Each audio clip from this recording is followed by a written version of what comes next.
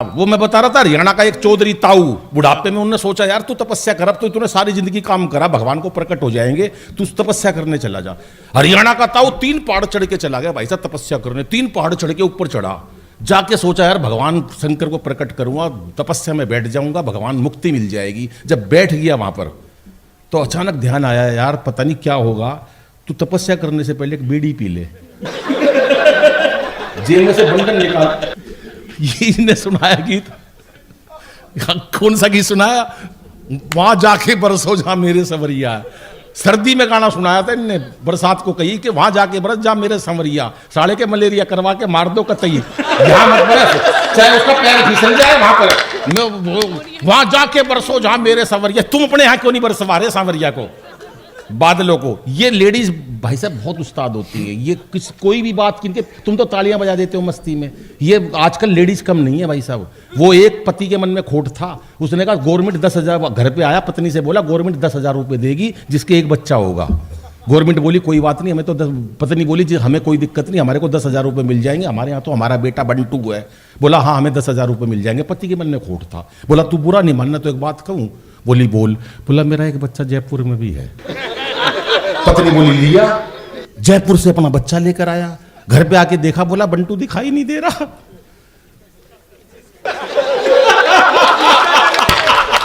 लुगाई बोली बंटू को उसका पिताजी नहीं।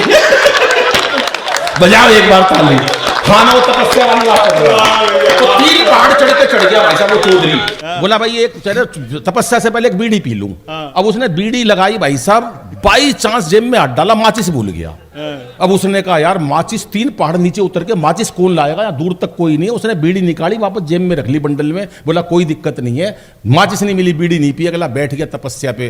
5 साल बाद तक घोर तपस्या करी बिना अंजल के, बैठा रहा पहाड़ पे सर्दी में। 5 साल बाद शंकर भगवान प्रकट हुए, बोले मांग बच्चा क्या मांगता है।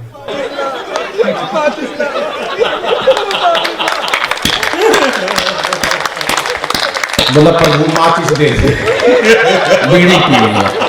तो ये हमारे हरियाणा का ताऊ अद्भुत होता है, सब मस्त रहता हमारे वहाँ। वाह भैया वाह। अच्छा वो एक गोवा चला गया हमारा ताऊ, तो पड़ा था वहां बात सनबात ले रहा था, इतने में एक अंग्रेज आ गया। आर यू रिलैक्सिंग, बोला नाजी राम सिंह। नानी राम सिंह था। चला गया वो दूसरा अंग्रेज, आर यू रिलैक्सिंग, बोला बता तो दी राम सिंह, 3-4 बार कह लीजिए जो आए जा रहे हैं यहाँ पर। अगला अंग्रेज आया, आर यू रिलैक्सिंग, बोला राम सिंह। उसने सोचा यार सब परेशान कर रहे हैं, वो थोड़ा दूर आके वहां आया, दूसरे उस पर आया घाट पे।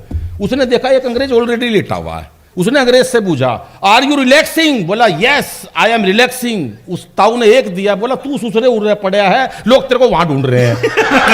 बजाओ मिलकर एक बार ताली। कोई टेंशन नहीं है, हमारे मस्ती का आलम रहता है, हमारा सब मस्त है भाई साहब। हरियाणा में कोई दिक्कत नहीं है, हर आदमी मस्त है। तो वो एक का रिजल्ट आने वाला था बच्चे का, पिताजी ने कहा देख भाई तेरा रिजल्ट आने वाला है, अगर तू फेल हो गया, तू ये बता तू तेरा रिजल्ट का हुआ क्या। बोला पिताजी वो ना सरपंच का लड़का फेल हो गया। बोला सरपंच का फेल हो गया, बेटा तेरा क्या हुआ, मैं तेरे से पूछ रहा हूँ। बोले पिताजी इससे ज्यादा क्या कहूँ, गांव के डॉक्टर का लड़का फेल हो गया। बोला सरपंच का हो गया बेटे, डॉक्टर का होगा, तेरा क्या हुआ, तेरी पूछ रहा हूँ, मैं तेरा बाप हूँ। बोला पिताजी इससे ज्यादा क्या कहूँ, प्रिंसिपल तक का बेटा फेल हो गया। बोला अपनी बता। बोला फिर पिताजी तू कौन सा प्रधानमंत्री है। तालियां थोड़ी आपकी, तेरा भी नहीं बता आपकी। तो हमारा बच्चा कोई टेंशन नहीं लेता। टेंशन किस लिए लेनी है सर, मस्ती में जीवन काटना है हमको, हर चीज मस्ती में है जीवन। ये भाई साहब कठिनाइयों का काम है, यहाँ पर मस्ती रखनी है। अच्छा एक का और रिजल्ट आया, पिताजी बोले देख भाई तेरा कल 2 बजे रिजल्ट आएगा और मैं वीआईपी लोगों से घिरा रहता हूं, तेरा कल रिजल्ट आए तो तू अपना रिजल्ट ओपन मत करियो, इशारों में बताइयो, कभी तू बेइज्जती करवा दे, मेरी मीटिंग चल रही होगी। बोला ठीक है पापा, पर मैं क्या करूं। बोला तो इशारों में रिजल्ट बताइयो। बोला इशारा कैसे करूं। बोला एक सब्जेक्ट में फेल हो जाए कह दियो जय श्री राम, 2 में फेल हो जाए कह दियो राधा कृष्णा, 3 में फेल हो जाए कह दियो ब्रह्मा विष्णु महेश, ओपन मत करियो मैं समझ जाऊंगा। बच्चा आया 2 बजे रिजल्ट, उसका पापा ने पूछा बेटा रिजल्ट का क्या हुआ। बच्चा बोला पापा सांचे दरबार की जय। कोई नंबर नहीं, बजाओ एक बार हाथ खड़े करके ताली। क्या हुआ। अभी एक पैरोडी छोटी सी मैं उसके बाद एक कविता, जरा सी वानगी देता हूं आपको। अभी बिहार का इलेक्शन हुआ तो टीवी में जो भैया ने बार बार परिचय दिया, सब टीवी लपेटे में नेताजी में, हर हफ्ते 4-5 करोड़ लोगों के तक पहुंचते हैं हम लोग, और वहां हर नेता को चाहे किसी भी दल का हो तो उसकी खिंचाई रहती है। अभी चुनाव आया तो तेजस्वी यादव ने से पूछा मीडिया वाले ने, सर आप सुबह जाग गए थे, शाम तक जिस दिन चुनाव आया आपने क्या रिजल्ट देखा, क्या अनुभव करते हो? तो वो क्या बोला नेता सर, तेजस्वी यादव ने क्या कहा कि सीटें सब बिखर गई, सब की सब उधर गई, हर तरफ खिला कमल जिस तरफ नजर गई, और हम लुटे लुटे, और हम लुटे लुटे, जनता से पिटे पिटे, हाथ से निकलता ये बिहार देखते रहे, हाथ से निकलता ये बिहार एक अंतरा समापन केवल के आंख भी खुली न थी कि एक रुझान आ गया, आंख भी खुली न थी कि एक रुझान आ गया, जीत एनडीए की देख सर मेरा चकरा गया, पंजा साथ में पिटा तो दिल मेरा घबरा गया, बुझने लगी लालटेन एक अंधेरा छा गया, कि एक अंधेरा छा गया। म्यूजिक ला ला ला ला ला ला,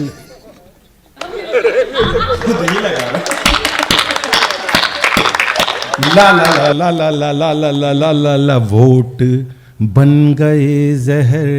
आखिरी पंक्ति में तालियां चाहता हूं साहब, कि वोट बन गए जहर, हर तरफ मचा कहर, ढोल उनके बज रहे गांव में शहर शहर, और हम डटे डटे खंबे से सटे सटे, नाचता हुआ नीतीश कुमार बात के तो निकले भैया, ज्यादा खुश हो गए। अरे क्या बात है सर, मोदी जी का जलवा आज कोई दिक्कत है। हाँ, मोदी जी जंगल में चले गए, शेर मिल गया साहब उनको, घूर रहा था। मोदी बोले घूरता क्या, इलेक्शन लड़के देख। चीते लाए मोदी जी बाहर से, चीते, एक चीते, मैंने एक चीते से पूछ लिया, मैं चीते भाई यहाँ हिंदुस्तान में आए, ईडी सीबीआई चल रही है, डर नहीं लगा? बोला नहीं, मैं तो वहीं से भाजपा ज्वाइन करके आया। बहुत अच्छे, तालियां बजा दो जरा जोरदार। इस पे अमित जायसवाल जी खुश हुए। हाँ, बैठने के कांग्रेस वाले भी। बहुत अच्छे, स्वागत है।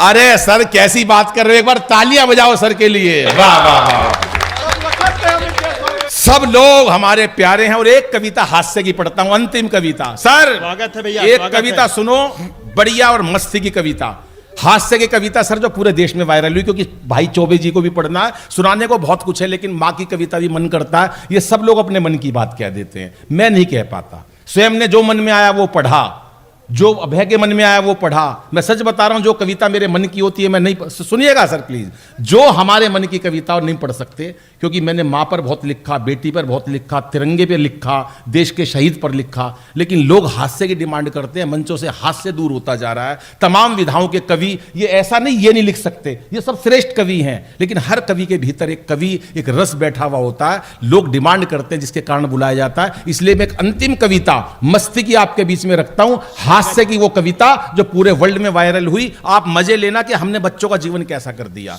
हमने टेंशन दे दे के बच्चों का पढ़ाई के ऊपर, कोटा के अंदर 20-20 बच्चे, 30-30 बच्चे आत्महत्या करने लगे। आप कभी कल्पना करी है? मेरी कविताओं में मेरी कहीं ना कहीं आपको प्रेरणा जरूर मिलेगी, मेरी बातों में भी, मेरी हंसी में भी प्रेरणा मिलेगी कि हम लोगों ने बचपन कैसे मार दिया बाबूजी बच्चों का। हम किसी पार्टी से संबंध रखते हो ना रखते हो, लेकिन परिवार के प्रति हमारा समर्पण क्या होना चाहिए। मैं स्कूल गया, प्रेम धवन जी, मैं पढ़ा, बहुत पढ़ा रहा, कभी नहीं पढ़ा। क्या करोगे ज्यादा पढ़ के? ज्यादा पढ़ जाओगे तो ज्यादा पढ़ के क्या बन जाओगे? किसी बड़े डॉक्टर बन जाओगे। कभी तीसरी में फेल होकर देखो, अंतर्राष्ट्रीय हास्य कभी अनिल अग्रवंशी बनोगे। कोई फायदा नहीं ज्यादा पढ़ाई लिखाई का। मस्ती में रहना चाहिए इंसान को। और उसी मस्ती की कविता सुनाता हूं, जिंदा दिल होकर सुनो। हास्य की कविताएं मंचों से बहुत दूर हो गई हैं, चंद ही लोग पढ़ते हैं, जिसमें से एक मेरा भाई बैठा हुआ है कि आजकल के बच्चे गजब ढा रहे हैं, आजकल के बच्चे गजब ढा रहे हैं।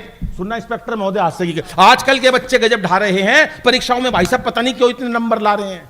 हम तो 7-8 भाई थे, पढ़ाई में खूब दिल लगाया करते, तब जाके सबके मिला के 60-70% आया करते।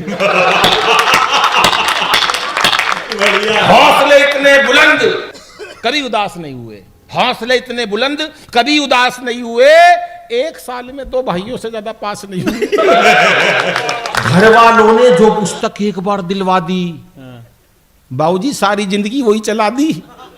छोटे वाला भाई कई ट्यूशने पढ़ा, पूरा जोर लगा लिया, ससुरा अगली क्लास में नहीं चढ़ा, आखिर में नाम ही कटवाना पड़ा। दरअसल उसे जबरदस्ती स्कूल में डलवा दिया, पहली कक्षा में दाखिल कराया था, 10 साल बाद पहले से ही उठवा लिया, वहीं बैठा पाया।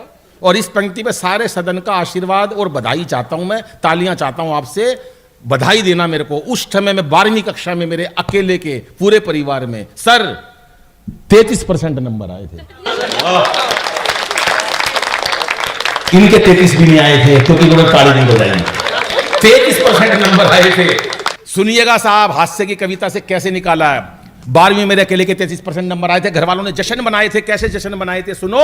जब मैं रिजल्ट देख के घर लौटा तो अद्भुत घड़ी थी, बड़ी बुआ दरवाजे पे आरती का थाल लिए खड़ी थी पूजा करने के लिए। कहने लगी बच्चे ने इतिहास रच दिया। बुआ बोली बच्चे ने इतिहास रच दिया, और इसी खुशी में सवेरे की सवामणी शाम का भंडारा रख दिया। तालियां इस बात पर चाहिए कि आज बच्चों के 90% नंबर आते हैं जबकि आत्महत्या कर लेते हैं। पहले 33% पे भी भंडारे होते थे। हमने बच्चों का बचपन डॉक्टर साहब बड़ी बुआ दरवाजे पे आरती का थाल लिए खड़ी थी, कहने लगी बच्चे ने इतिहास रच दिया, इसी खुशी में सुबह की सवामणी शाम का भंडारा रख दिया। पिताजी ने पूरे घर में सफेदी करवा दी। खुशी में पिताजी ने पूरे घर में सफेदी करवा दी और मार्कशीट शीशे में जड़वा के ड्राइंग रूम में टंगवा दी। मैं सारे रिश्तेदारों को दिखाऊंगा पहली बार 33 आए। और इस पंक्ति पे कविता का सबसे पावरफुल पंच और आपकी तालियां।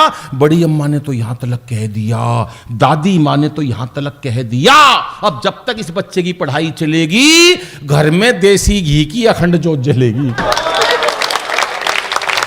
ये अलग बात है पढ़ाई बीच में छुड़वानी पड़ी, बाबूजी 6 महीने से पहले जोत बुझानी पड़ी।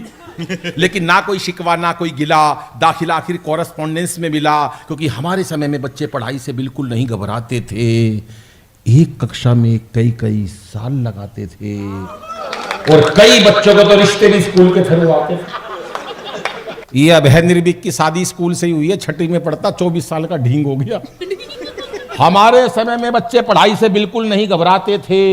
एक कक्षा में कई वर्ष लगाते थे।